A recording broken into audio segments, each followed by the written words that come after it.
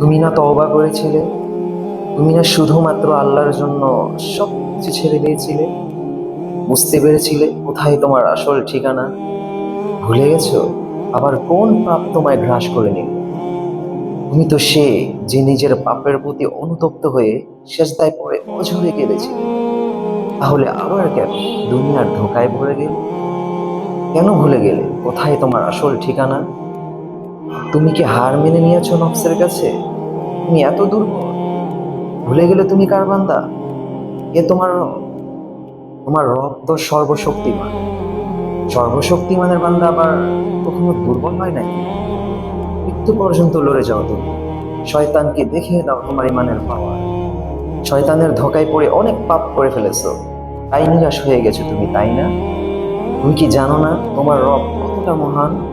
ইনিই তো তোমাকে ক্ষমা করার জন্য অপেক্ষায় আছেন। তাই ফিরে এসো সেই রবের দুয়ারে, যার দুয়ার কখনো বন্ধ হয় না।